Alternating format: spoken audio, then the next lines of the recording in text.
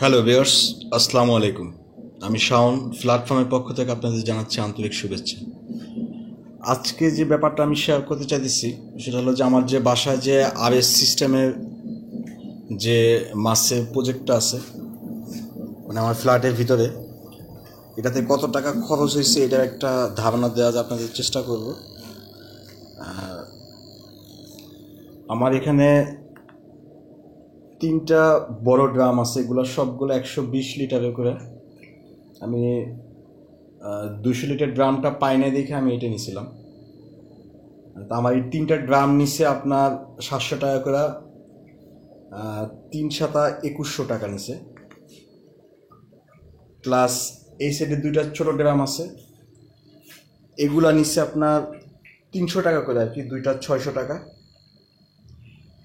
আর এদিকে আমার একটা এই যে অক্সিজেন দেওয়ার জন্য একটা অক্সিজেন মোটর আছে, এটা এটা নিচ্ছে আপনার 1200 টাকা।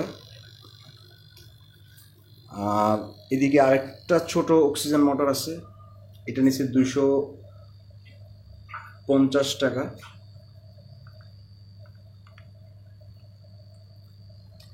আর এদিকে আরেকটা, এটার ভিতরে একটাই আছে, এটা আসলে এটা অন্ধকার দেখে দেখানো যেতেছে না। এটা নিচ্ছে আপনার একটা মোটর আছে ভিতরে, কিন্তু পানিটা পরিষ্কার পানিটা উঠাইয়া 3টা ড্রামে ফালানোর জন্য।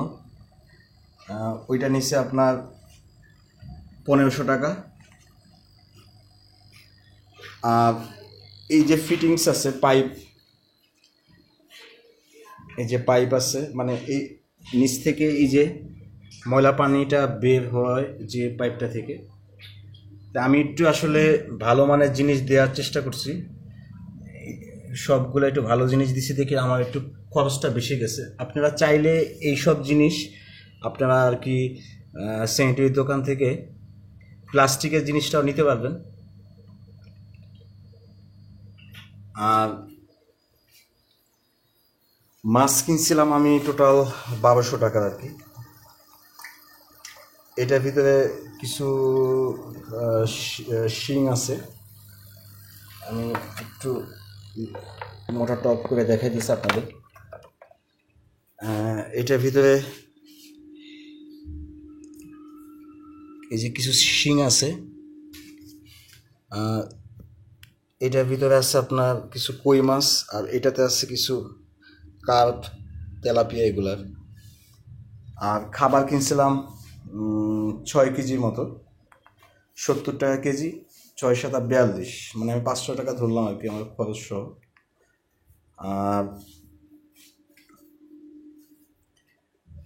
এই সেট আপটায় গেছে আপনার, আমার এই যে পাইপের এই যে সেট আপটা টোটাল গেছিলো মিস্ত্রি সহ আমার 3000 টাকা।